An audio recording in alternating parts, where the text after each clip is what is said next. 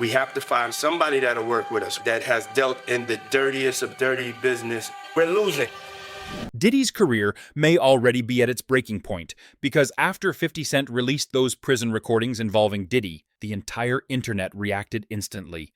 Everyone started asking what else 50 might be holding back. And when he later sat down to discuss his Netflix documentary series, Sean Combs' The Reckoning, he made one thing clear. What the public has seen so far may only be the start. He says there are more tapes still to come. Is there other stuff that you just have not shown? Yeah, well, everything couldn't make was 4 episodes. Right. So it was a lot. You had to pick and choose things. Like even in an area where he chooses to date people who he knows previously dated someone. He has a baby by a woman that was dating Tupac. Wow. To add to it, but we had to cut it down so it could. For time. Yeah. So are you coming out? I know next year is going to be a number 2. Season 2? I just put it on YouTube. I just put it on YouTube. 50 has now suggested that more Diddy recordings could be released on YouTube, making them accessible to everyone. And possibly the most serious and damaging revelation to emerge from that 50 Cent interview is the claim that Diddy has since been exposed for attempting to pressure and sway a juror. Here's what's been reported. Well, Diddy was recording it because he thought he was about to beat the case. So he wanted to do a Netflix documentary. Didn't pay the guy, and then 50 got all 140 hours of footage of secret Diddy tactics. Well, there's a guy named Neil who was mentioned in the court, works right up under Diddy, was organizing everything. Allegedly, they are saying that he is on video, film, tampering with witnesses, giving out addresses, offering money, bribing, we'll pay for your lawyers, all kind of shit that could be counted as witness tampering, obstruction of justice. And 50, of all people, has his hands on this footage. And I'm hearing that this could implicate Diddy's lawyers in some bullshit. They could be charged. This shit is getting wild. And I'm hearing that this 50 Cent documentary is just the fucking tip of the iceberg. This guy in this video said one specific name, and it was Neil, and it automatically made me think of Neil Dominique. Everything that we just covered the other day that came out from Diddy's former chef, Jordan, who was going to be a witness testifying against Diddy in the criminal trial. You remember, she just took to her Instagram calling out Neil Dominique, saying that he was basically the one to give Diddy information that she was testifying to the grand jury. She has been claiming for a while, when she testified to this grand jury on April 2nd of 2024, just 2 weeks later, Diddy's attorney would text her saying, "Dear Chef Jordan, this is Aaron Dyer. I'm Sean Combs' attorney. I left you a voicemail last week, but wanted to follow up. I have been told you have been contacted by law enforcement and might want an attorney to represent you." So that man in this video was basically saying that 50 Cent has video footage of Diddy talking to these people and setting this up to go after witnesses. And the most shocking part is that 50 Cent is now saying all of this himself. He openly stated that he's sitting on 140 hours of footage after people began speculating about it. He even went online and posted, "Yes, I have the footage, LOL." That statement alone stunned a lot of people, but it doesn't stop there. He later went on to explain why he decided to come at Diddy in this way. Else is telling us it's clear. I don't have any reserve, like the fear that they would actually have towards him. I don't think he's special. And as it turns out, many of the people who declined to participate in earlier documentaries ultimately agreed to appear in this one because they trusted 50 and no longer felt afraid to speak out. There's a lot of people in this docuseries that wasn't in the previous docs that you saw because they said, no, I'm gonna do that one because 50, that's gonna be the big one. Because I'm not scared of none of that. Like, I think it's just the way I was brought up. I don't really register those things. I've been through way more extreme things than these people. I look at the project. It's just another project to me, and they can look and create reasoning for it. It could be their personal take on why it's the way it is. But if they watch the docuseries itself, they'll understand it's been done tastefully and it is the best version of a docuseries that you'll see on this. Well, he is a big part of the culture. Like a respectable, he made it to a respectable position and then go to jail. Any smart person would pick their fights.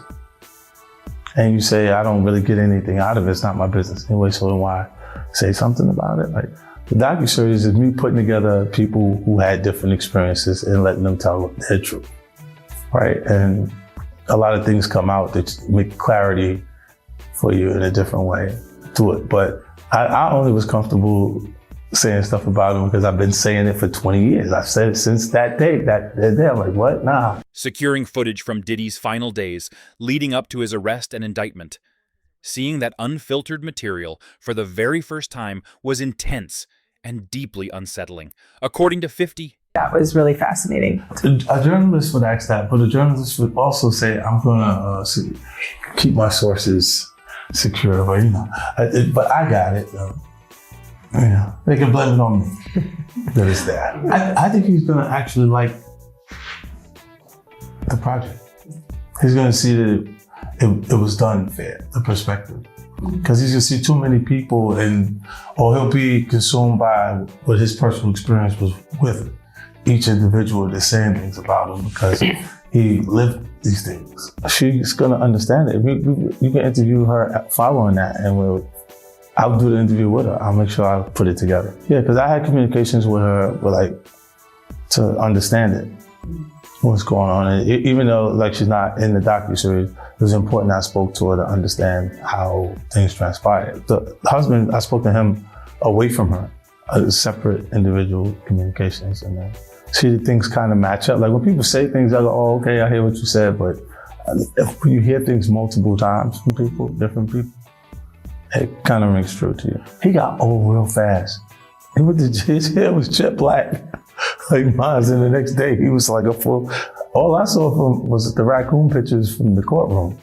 When they drew him, it was looked like a raccoon. And just like that, 50 Cent moved back into the spotlight with the thing he values most: evidence, real documentation. And he's making it clear that if you're not breaking down your rival's collapse in a documentary, then you're not feuding on his level.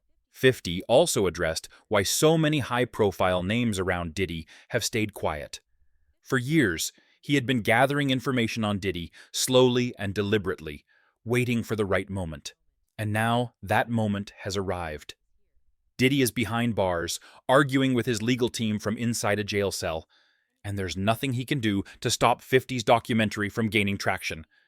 Diddy's lawyers already attempted to intervene. They released a statement labeling the documentary unlawful and even urged Netflix to remove it. One major detail, however, was missing from the documentary: the death of someone extremely close to Diddy, a person whose death has long raised serious questions. Anthony Wolf Jones, Diddy's former bodyguard. Gene Deal recently spoke out regarding Diddy's connection to Wolf's death and criticized the documentary for excluding it entirely. He stated that the East Coast versus West Coast tension didn't begin with Big Jake's killing, despite claims suggesting otherwise. According to Gene, Wolf was not the person who shot Jake, and he insists that everyone involved understands that reality. Wolf, who oversaw security and coordinated logistics for Puff, had been firm about not traveling unless proper protection was in place. And Kirk Burrows called me up. He's like, yo, Gene, you and Wolf, I got y'all tickets to LA. I said, all right, cool. So I go down there and I pick up the tickets to LA. I got Wolf ticket. So I'm calling Wolf up. I said, yo, Wolf, I got your ticket to go to LA. And Wolf said, I ain't going. I said, what you mean you ain't going? He said, yo, Gene, I ain't gonna tell you how I'm making I ain't gonna tell you how to make your money, but I'm gonna let you know this. I told Puff them if they wasn't gonna take 2 tour buses of my niggas out there with us, I'm not going. Wolf is the head of all the functions that has to do with Puff dealing with security. I have my own contract with Puff, yeah. Paul Alford ran Green Gate Security, which is the daily operations of Puff stuff. That's his house, his cars, his transportation. He ran the office, the bad boy office, the clothing, all that shit. He ran the deli operation with his security. Wolf is over whatever's happening with Puff. You understand? Wolf tells Puff them and tell Kirksborough and them, no, if y'all not going out there right, nobody should go out there at all. Tragically, Wolf ended up losing his life while protecting Puff and handling security matters.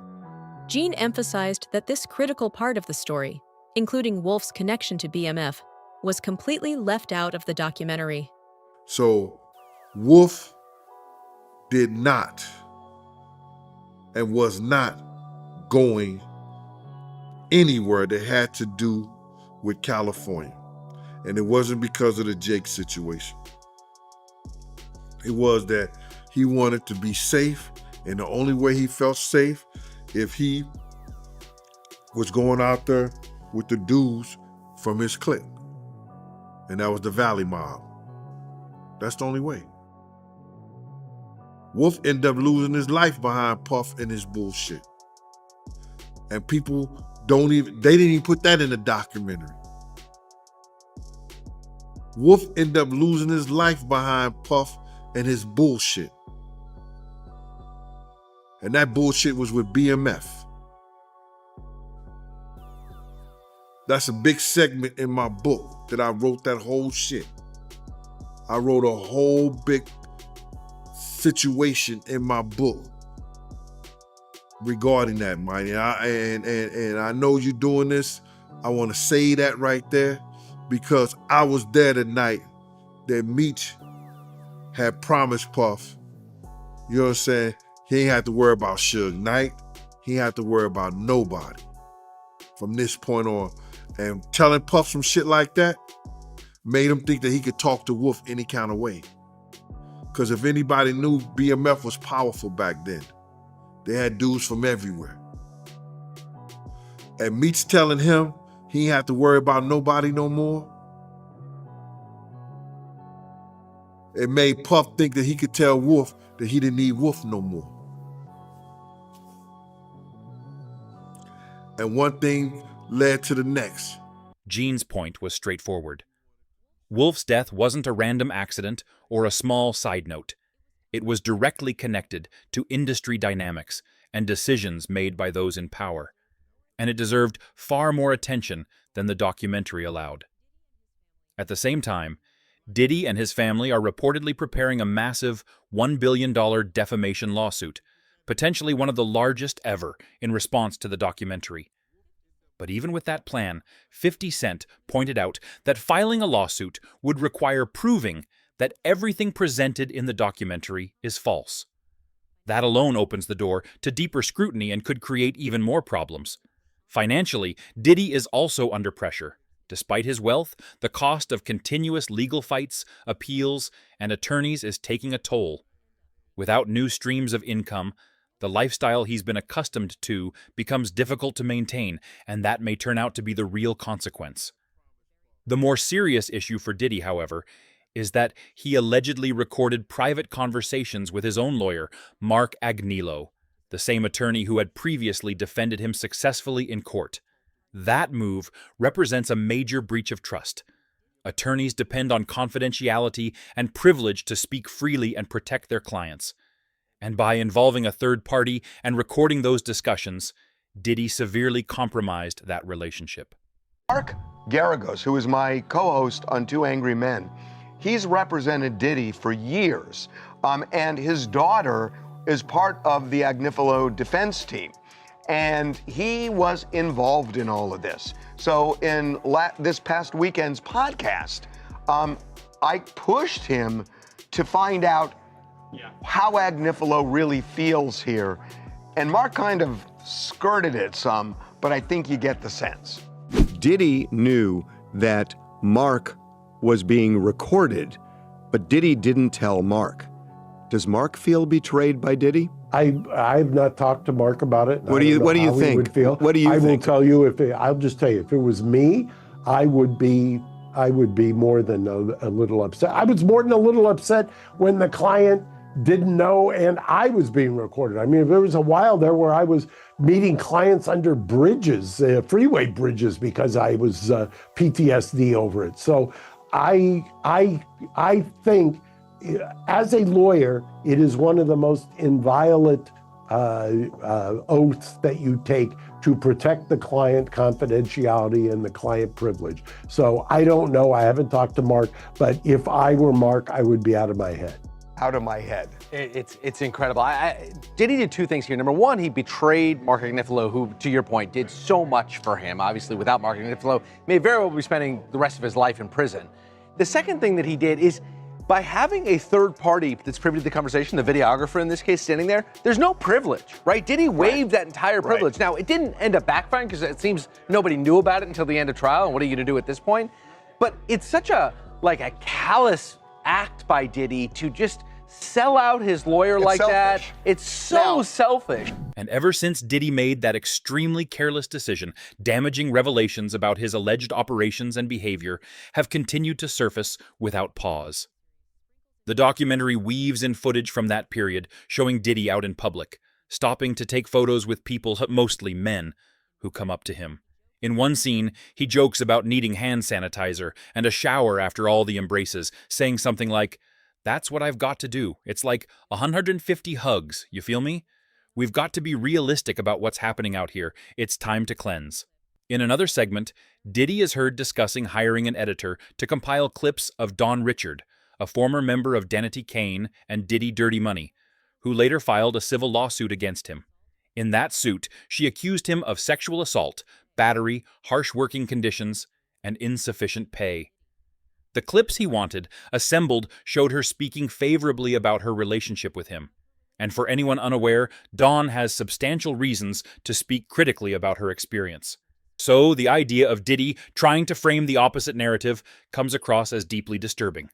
Was officially on the stand for 20 minutes. She will continue on Monday, but before I tell you what she testified to, I do want to give you a warning that she does talk about violence and abuse. Started off with Dawn testifying that she was working with Diddy from 2004 until 2011. She opens up about an incident she witnessed in 2009 when she went to Diddy's home in order to record. She said her and Cassie were downstairs when they heard Diddy yelling and coming down saying, "Where the F are my eggs?" She said Diddy grabbed the skillet full of eggs and tried to hit Cassie on the head, and she went down in a fetal position. He was punching and kicking Cassie before he put his arm around her neck. Diddy then grabbed her by the hair and dragged her up the stairs, and she was in shock. She said she was so in shock she did not intervene, nor did she call the police. Next day, she said Diddy locked her and another person in the recording studio and threatened them. In her own words, he said what we saw was what lovers in passionate relationships do. He said Cassie was okay and it would be in our best interest if we didn't say anything. He claims that Diddy then said he was trying to get them to the top of the industry before threatening them by saying where he comes from, people go missing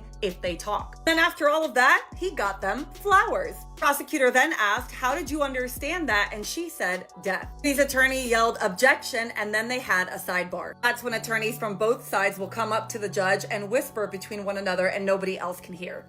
If she witnessed, and she's saying that she witnessed a gangbang, which actually we know it as called a train.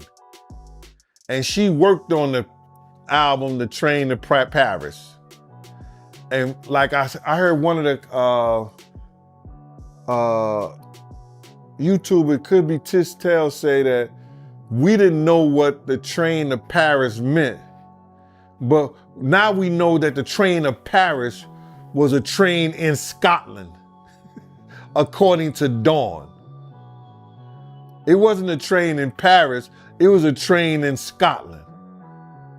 Now, only time I ever witnessed Puff doing something is when two guys and two girls would go in the room.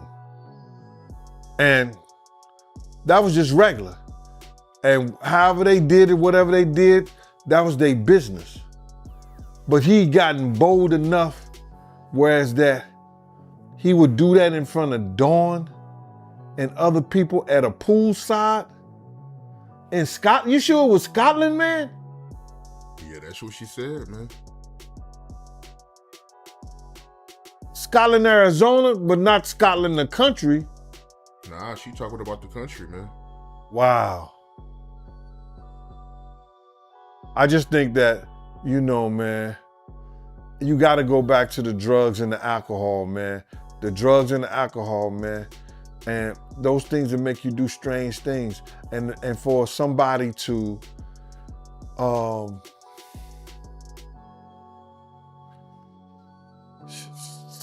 just gang banging an assistant, she might have a lawsuit now too. She might have a lawsuit too. Because you can't do that to people that work for you, bro. The series also features audio from a 2008 proffer interview with Dwayne Keefe D. Davis, who is currently awaiting trial in connection with the 1996 killing of Tupac Shakur. A proffer is essentially a legal agreement that allows someone to speak with law enforcement and share information without those statements being directly used against them in court, though it does not grant full immunity. In the documentary, Davis delivers a detailed account in which he alleges that Diddy was involved in arranging Tupac's murder in exchange for $1 million. Yeah, and he even said that, like, in retrospect, that was probably the best thing that could have ever happened to Puffy. By Zip stealing the money, now Puffy isn't connected to that shit. Or else it would have been like a murder for hire or something, you know what I'm saying? The FBI said Zip. So the FBI told you the he same was thing? a dirty motherfucker, yeah. So the FBI told you that Zip kept that money as well? They said Zip's a dirty motherfucker. Everybody crossed you. You're the last one to know every fucking thing. Even lawyers, your friends, everybody can cross your ass. Is it definitive proof that Diddy was responsible? Absolutely not. A proffer or interview like this doesn't establish guilt on its own. But it can become meaningful when details are examined alongside statements made by the alleged shooter himself. What makes you say you lost your empire because of Puffy? Why you say that? I did. Shit. If I wouldn't have never met him, I wouldn't have never been involved in this bullshit. You know what I'm saying? If I would have never met the brother, I wouldn't have never been involved in this bullshit. Really. Because me and Suge was playing on the same Pop Warner team and everything. My homeboys helped put Suge in the game and all that shit, you know? And it really crashed 2 people's empire that fucking one night. You know what I'm saying? Mine's for sure. Suge's too. Yeah. Right. Yeah, man. So you feel like Puffy, he's the reason for your empire and Suge empire going down because of the whole situation with Tupac. Exactly. He the only one still balling. Shit. Yeah, he made our shit go down, man. Yeah, I ain't even met him over. He won't even look out or nothing, you know? So break that down, man, for the people out there that don't know the backstory. What did Puffy do exactly to break down y'all empires? Because he pitted us against each other, it seemed like he pitted us against each other. You know, which was kind of smart because we're Crips and Suge was Bloods. Like, you know what I'm saying? He just called me and Zip was rolling up Greenleaf one night. He called and asked, you think it's safe to come out here to do our concerts? And I just said, man, give me like 50 tickets to each concert and we'll be out there with you. We'll go with you. We went to the concert in San Diego, went to the concert in Anaheim, Irvine Meadows, and the one in Las Vegas with them. Yeah, and back then they was just a startup coming up. You know what I'm saying? They didn't really have no money like that. We were balling. We was the bosses. The documentary also explores Diddy's early years, his bond with his mother, previous relationships, many of which were reportedly abusive, and offers a closer look at his mindset as he rose through the ranks of the music industry. This is a young man who grew up with street-funded privilege. After his father passed away, it's very clear that his mother kept on hustling and kept hanging around hustlers. Tim Dog has described the parties in the house: pimps, hoes, hustlers, models, basketball players. You got that kind of crowd. There's got to be a drug dealer or so there. Alcohol everywhere. There was a stage built in the living room, and they were asked to perform as kids. I mean, like, this is how he grew up.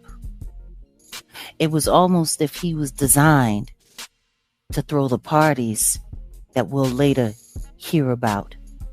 From the white parties to the parties overseas, with very, very, very, very, very interesting things happening there, all the way to the freak-offs. It's like Sean Combs was in a never-ending party his whole life. Now, from a boy being draped in chinchilla to a boy running around the streets promoting parties, interning for Andre Harrell before he got a paid position. I mean, his life was like a whirlwind. It was almost like he was in too much of a rush to grow up. I mean, even the way Andre Harrell said he bullied his way into his home, coming up with some story about a fight between him and Janice and how he couldn't live with his mom anymore. And the next thing you know, he's living with Andre. Now, I'm going to be very honest with you. In my opinion, I do not believe they were just roommates. I do not believe this was just a mentor-mentee relationship. In my opinion, from rumors that I've heard, from some things that might have been lost along the way, there was a much closer relationship between Andre and Puffy. It also outlines a recurring pattern where Diddy is linked to dangerous, legally questionable, and emotionally intense situations, yet repeatedly seems to escape serious consequences. Taken together, these disclosures are shaping an image of Diddy as someone profoundly damaged, deeply dark, and willing to continue a cycle of trauma, a cycle that has ultimately caused harm to multiple innocent people.